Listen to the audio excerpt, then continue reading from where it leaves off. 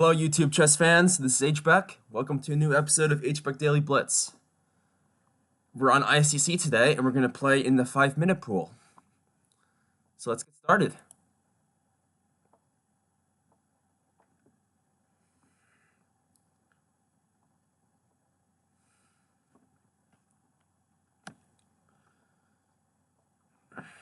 It's March 2nd. All right, we have black against Biff, rated 1655 from the United Kingdom.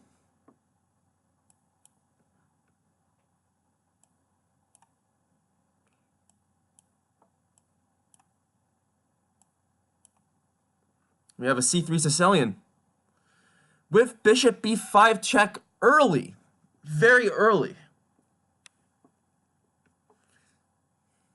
I've seen this before in Daily Blitz. I think I responded bishop d7. That makes sense. Let's do it.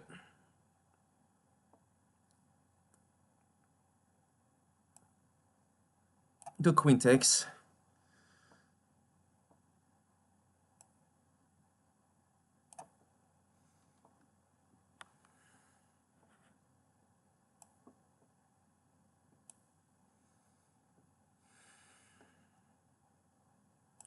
He took the knight. Wow, I didn't expect that.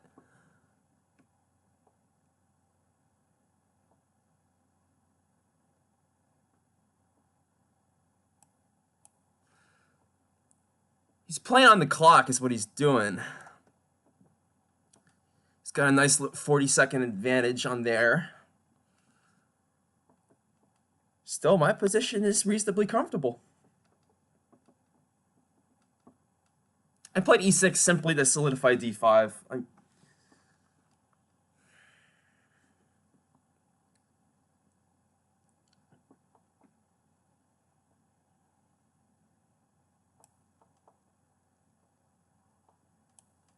Let's play on the C file. I'm not sure breaking of f6 is a good idea, just because it'll create this weakness on e6. Ooh, b3, weakening the c3 square. Interesting.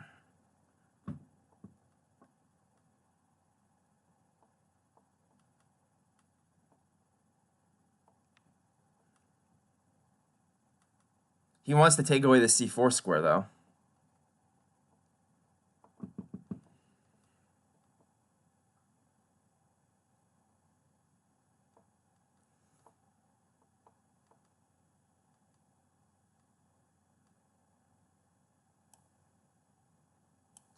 Can I put my knight on b4?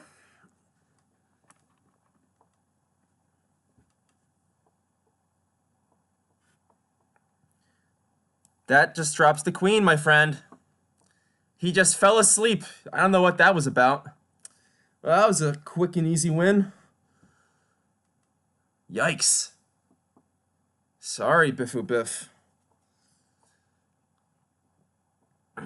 I mean, this opening's already a bit strange. Main moves here are either e5 or e takes d5. And after e5, bishop g4, then you play bishop b5 check. So at least after this check, see, the problem with checking so early is I am not committed to playing knight d7. I haven't moved this bishop yet, so like I'm not losing a tempo by playing bishop d7. I'm not committed to blocking the check with knight c6. And after the trade of the light square bishops, I no longer have to worry about my light square bishop becoming a bad piece. I can now safely play e6 and get this nice French structure, where I will have be able to use the open c file, and this d4 pawn is the base of its chain, so it's a little weak. Yeah, strategically, I'm already a little bit preferable. I think. Of course, white is perfectly fine still. e5.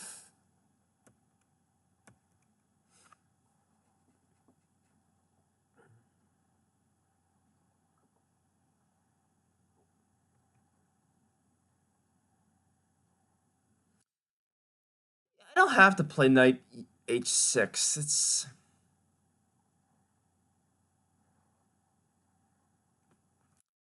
could play e6 now and knight e7, knight ge7. But he really helps me by taking here. Because what I'm thinking, I guess, all right, I guess this is, H6 is pretty reasonable anyway, even if he doesn't take. Let's say he plays knight c3, I can play knight f5, and then g4 will always be too weakening. He can never really play g4, so the knight is well placed on f5. Yeah, but taking just, now this bishop gets developed to an open diagonal with tempo. And it's also unopposed now. White has no bishops. C3. Rook e1. Maybe he wants to play e6 himself, so I just stop it. H3. I'm not sure he knows what he wants to do here yet. He really doesn't have much active play. Since I'll be playing, since my pawns are pointing towards the queen side, and I have this outpost square on c4, my bishop controls c1. It makes a lot of sense for me to play on the c file and play on the queen side, which suggests to me that white should be looking for counterplay on the king side. Maybe actually a move more like h4 makes a little bit more sense. h4 preparing to put the knight on g5, possibly in some lines pushing h5 and trying to create some weaknesses on the king side. That's where white has more space. White has more space on the king side. I have more space on the queen side.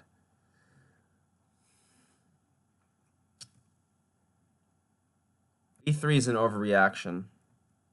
It's got to be an overreaction. But it'll be uncomfortable once this knight gets to c4. He might be forced to play b3 later anyway. So b3, okay. Knight b4, I was assuming he would play something like oh, yeah, this was better than I thought it was actually, because I was assuming he would have to move this knight. He would have to play he'd have to play like knight a4.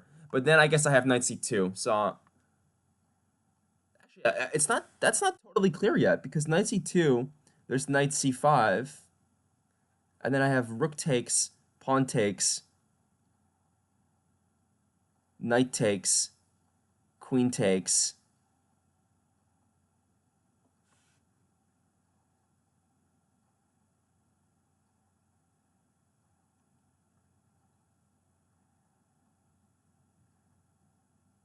When at least this pawn is now passed, and this pawn might be weak, this pawn might be weak. I think I'm better there. I think I'm better there. He can't defend this knight on c3. Like, there's no good way to do it. The bishop and the knight just control too many squares. If knight a4,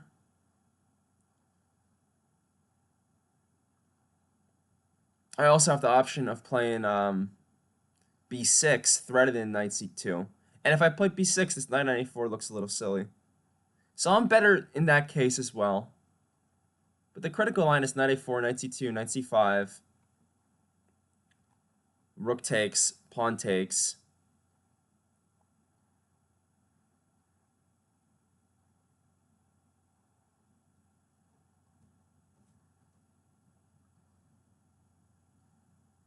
Knight takes e1, maybe?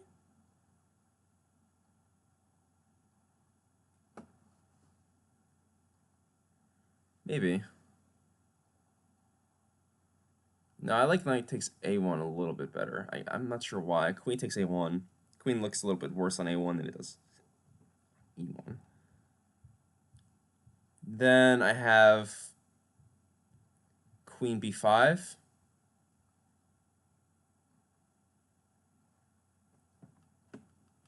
Then I have queen b5, and I think queen b5 is strong. He has to play queen d4, maybe? Maybe.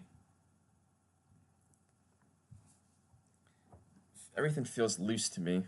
And then rook c8, and then he has b4. He's clinging on. Then I have a5.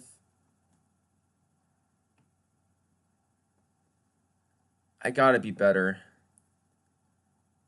his pawns are all his pawns are just kind of weak, and I have this nice safe pawn chain. I can use these pawns to undermine his. And I still have this bishop, which is better than the knight. As long as it controls c1, it's helping to really dominate the c file. Okay. Well, I hope you enjoyed this episode of hbeck Daily Blitz. Until next time, this is hbeck, signing off.